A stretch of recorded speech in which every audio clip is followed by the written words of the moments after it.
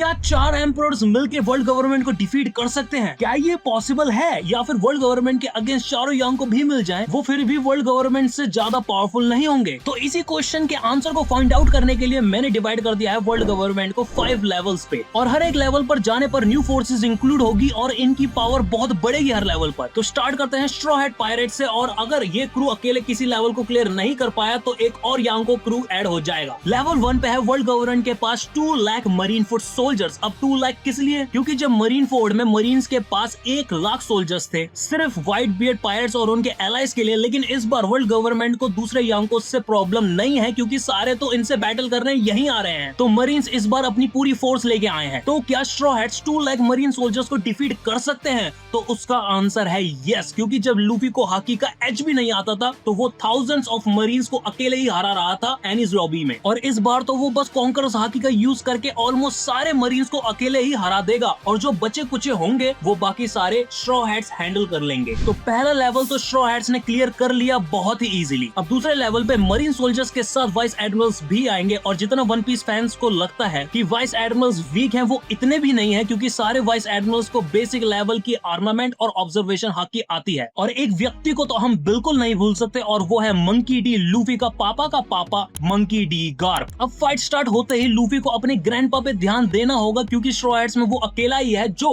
Garp को defeat कर सकता है। अब जोरो और सांजी गार्प को काफी देर तक रोक सकते हैं, लेकिन एंड में वो गार्प के आगे टिक नहीं सकते। अब वाइस एडमिरल्स में गार्प के अलावा भी काफी स्ट्रॉन्ग फाइटर्स हैं, जैसे स्मोकर, हालांकि वो आजकल लूजिंग स्ट्रीक पे है जैसे सीएस के है, लेकिन तोकीकाके और गियोन को मत भूलना, ये इतने पावरफुल थे कि वो एडमिरल्स बन रहे थे ग्रीन बॉल और फुजितोरा से पहले। अब यहाँ पे स्ट्रॉ हैट्स को अपनी पूरी ताकत लगानी पड़ेगी ये वॉर जीतने के लिए। नामी को ज्यूस का फुल यूज करना होगा, उसा को ब्रेव वॉरियर बनना होगा, और चॉपर को अपना मॉन्स्टर पॉइंट हैंडल करना होगा। लेकिन यहाँ पे स्ट्रॉ हैट पायरेट्स डिफीट कर देंगे लेवल 2 वर्ल्ड गवर्नमेंट को, क्योंकि अभी के लिए इनके पास सिर्फ एक ही एविएटर है गार्प, लेकिन स्ट्रॉ हैट के पास लूफी के साथ साथ उसके विंग्स में है जोरो और सांजी। अब लेवल 3 पे वर्ल्ड गवर्नमेंट की साइड 2 लाख फुट सोल्जर्स, सारे वाइस कैप्टन और अब एडमिरल्स भी हैं फ्लीट एडमिरल के साथ। अब यहाँ पे स्ट्रॉ हैट पायरेट्स के जीतने का कोई चांस नहीं है। अब समझ में आ रहा है कि क्यों मरीन फोर्ड का बैटल इतना एक तरफा था, क्योंकि यहाँ पे लूफी फ्लीट एडमिरल से बैटल करेगा जिसमें उसकी जीत की गारंटी भी नहीं है, और जोरो और सांजी कुछ टाइम के लिए ही हैंडल कर सकते हैं एडमिरल्स को, और बाकी के स्ट्रॉ हैट्स तो कुछ ही टाइम में डिफीट हो जाएंगे। तो स्ट्रॉ हैट पायरेट्स की जर्नी यहीं तक थी। लेकिन क्या होगा अगर एक और यांग को आता है वर्ल्ड गवर्नमेंट से बैटल करने के लिए? तो यहाँ स्ट्रॉ हैट्स के साथ है क्रॉस गिल्ड, लेकिन यहाँ पे भी लगता है कि एम्परर्स ये लेवल कंप्लीट नहीं कर पाएंगे, क्योंकि क्रॉस गिल्ड में मीहॉक को छोड़ के सिर्फ क्रोकोडाइल और डार्स बॉन्स अच्छे फाइटर्स हैं। बाकी सारे क्रॉस गिल्ड के मेंबर्स निकम्बे हैं, वो साले तो सिर्फ वाइस कैप्टन और फुट सोल्जर्स को हैंडल करने के काम आएंगे, क्योंकि जोरो, सांजी और क्रोकोडाइल एडमिरल्स को सिर्फ हैंडल कर सकते हैं, और लूफी और मीहॉक ही हैं इतने पावरफुल जो एक एडमिरल को डिफीट कर सकते हैं। लेकिन फिर भी गार्प और स्मोकर जैसे कैरेक्टर्स भी हैं जो इजीली बाकी स्ट्रॉ हैट के मेंबर्स और क्रॉस गिल्ड के मेंबर्स को डिफीट करके मीहॉक और लूफी को हराने के लिए हेल्प करने आ सकते हैं। तो लेवल 3 वर्ल्ड गवर्नमेंट को 2 यांकोस मिलके भी नहीं हरा सके। तो अब एंट्री होती है ब्लैक बियर्ड पायरेट्स की, और अब होती है असली वॉर की शुरुआत। अब ये पहला यांको क्रू है जिसमें क्लियरली 2 एडमिरल लेवल के फाइटर्स हैं, क्योंकि एक तो खुद एक एडमिरल था और दूसरी तरफ ब्लैक बियर्ड है। लेकिन बाकी के ब्लैक बियर्ड पायरेट्स को कम मत समझना, हालांकि वो गार्प से इतनी गंदी मार खा रहे थे। ओके, तो मैचअप्स अब कुछ ऐसे हैं: admiral versus admiral, Akainu versus Luffy, Blackbeard versus admiral और मीहॉक वर्सेस एडमिरल। अब यहाँ पे तो एडमिरल को निपटा दिया है, अब बचे हैं वाइस एडमिरल, जिसमें सबसे इंपॉर्टेंट बंदा है गार्प। अब बाकी के ब्लैक बियर्ड पायरेट्स यहाँ पे डिफीट करेंगे गार्प को, और अगर तुम लोगों को लगता है कि गार्प भारी पड़ेगा ब्लैक बियर्ड पायरेट्स पे, तो जोरो को भी इंक्लूड कर दो गार्प के अगेंस्ट। तो लेवल 3 होता है क्लियर 3 एम्परर्स के साथ होने के बाद। अब है लेवल 4 वर्ल्ड गवर्नमेंट। अब सेलेस्टियल ड्रैगन्स खुद अपने पर्सनल अटैकर्स भेज रहे हैं, जैसे CP0 के मेंबर्स और सातों ओरिजिनल वॉरलॉर्ड्स के सेराफिम्स। तो यहाँ पे होने वाला है कांटे का मुकाबला, लेकिन यहाँ पे ज्यादा चांस है कि वर्ल्ड गवर्नमेंट की साइड विनर हो, क्योंकि CP0 को हैंडल करने के लिए ब्लैक बियर्ड पायरेट्स या स्ट्रॉ हैट पायरेट्स को उनके कैप्टन्स को छोड़ के उनका पूरा क्रू CP0 को हैंडल करने के लिए देना होगा। और अगर स्ट्रॉ हैट पायरेट्स बैटल करते हैं CP0 से, तो स्ट्रॉ हैट्स क्लियरली जीतेंगे, क्योंकि जोरो जिसने लूची को ऑलरेडी डिफीट करके रख दिया है, और काकू के लिए सांजी है, और काकू तो बहुत ही इजीली हार जाएगा सांजी के अगेंस्ट। पर बड़ी प्रॉब्लम्स लाते हैं सेराफिम्स, क्योंकि उनके पास वॉरलॉर्ड्स की डेव फ्रूट पावर के साथ साथ में लूनारियन की एबिलिटीज भी हैं, जैसे किंग के पास थी। और अगर स्ट्रॉ हैट के लोअर मेंबर्स इनसे फाइट करने की कोशिश करेंगे, जैसे रॉबिन, फ्रैंकी, नामी आर्मी या चॉपर, तो ये सेराफिन से आसानी से हार जाएंगे। तो यहाँ पे तो मैचअप बहुत क्लोज है, लेकिन ये राउंड जा रहा है लेवल 4 वर्ल्ड गवर्नमेंट पे। लेकिन अब एंट्री हो रही है लास्ट एम्परर कू की, और वो है रेड हेयर पायरेट्स। अब यहाँ पे रेड हेयर पायरेट्स बिना किसी डाउट के सबसे पावरफुल क्रू है किसी भी यांको के। और अब यहाँ पे मैचअप करना भी बहुत इजी हो गया है, क्योंकि सारे यांकोस एक एक एडमिरल को डिफीट करेंगे और फिर सेराफिन को बाकी red hair pirates easily handle कर लेंगे, क्योंकि यहाँ पे एडमिरल लेवल पे बेन बैकमैन है और फर्स्ट कमांडर लेवल पे लकी रूज और यासफ है। CP0 को स्ट्रॉ हैट्स इजीली डिफीट कर देंगे और गार्प को बाकी के ब्लैकबीयर्ड पायरेट्स और आल्कीजी डिफीट आसानी से कर देंगे। तो लेवल 4 वर्ल्ड गवर्नमेंट का स्टेज होता है क्लियर, और इसमें लगे हैं सारे यांकोस।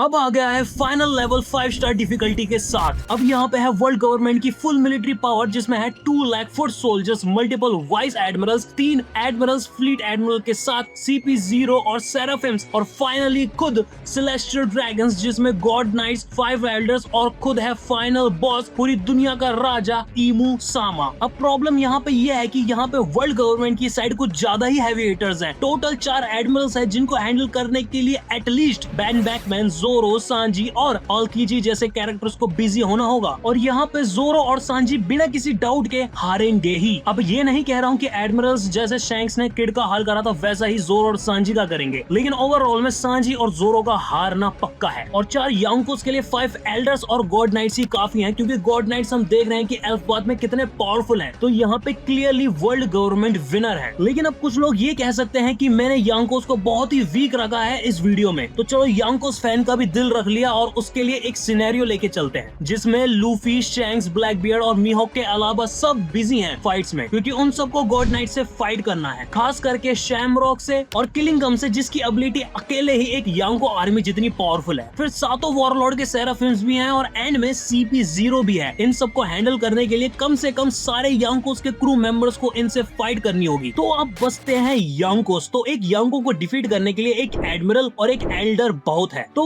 चारों एम्पर्स के लिए एक एक एडमिरल और एक एक एल्डर काफी है। तो यहाँ पे भी विनर है वर्ल्ड गवर्नमेंट। चलो एक और सिनेरियो लेते हैं जिसमें यांकोस और भी ज्यादा पावरफुल हैं। अब यहाँ पे एक यांको के लिए एक एडमिरल होगा और 2 एल्डर्स होंगे, पर एल्डर्स तो सिर्फ 5 ही है। तो यहाँ पे कोई बुरी किस्मत वाला है और वो है शैंक्स। अब शैंक्स फाइट करेगा 2 एडमिरल से और एक एल्डर से। चलो ये भी सही है, क्योंकि कुछ शैंक्स के फैंस होंगे जो ये कह सकते थे कि वो एक एडमिरल और 2 एल्डर को हरा सकता है, और उसका चांस भी है क्योंकि शैंक्स की कॉन्करर्स हाकी को बराबर के लेवल पर रखा गया है जॉय बॉय की हाकी से। लेकिन फिर भी शैंक्स एक एडमिरल और 2 एल्डर्स को नहीं हरा पाता। तो यहाँ पे एक एम्परर बच गया, तो उसे खुद हैंडल करने आ रहे हैं ईमू सामा। तो इससे हमें क्या पता चलता है दोस्तों कि ये वर्ल्ड गवर्नमेंट मतलब सेलेस्टियल ड्रैगन चाहते तो वो कभी भी यांकोस को उनकी पूरी आर्मी और अलायंस के साथ कभी भी डिफीट कर सकते थे, लेकिन उसके लिए 5 एल्डर्स को अपना रियल अवतार दिखाना पड़ता पूरी दुनिया को, और ईमू को सामने आना पड़ता सबके आगे। लेकिन अभी तक हमने यहाँ पे एंशिएंट वेपन्स और रेवोल्यूशनरी आर्मी को इंक्लूड नहीं किया, और जहाँ तक फाइनल वॉर का सवाल है उसमें मरीन्स को इंक्लूड ना ही करे तो ज्यादा बेहतर होगा, क्योंकि सिर्फ एक एडमिरल, ग्रीन बॉल और कुछ वाइस कैप्टन के अलावा कोई भी वर्ल्ड गवर्नमेंट यानी सेलेस्टियल ड्रैगन्स का साथ नहीं देगा। और गार्प और फुजितोरा जैसे मरीन्स तो पार्टी ही बदल लेंगे एंड के सीन में, ऐसा पक्का लग रहा है। तो फाइनल वॉर वन पीस में जिसके बारे में ओडा सेंसे ने कहा है कि वो मरीन फोर्ड को अपने आगे बच्चा बना लेगी, इतनी बड़ी वॉर होगी फाइनल वॉर, तो उसको देखने में तो मजा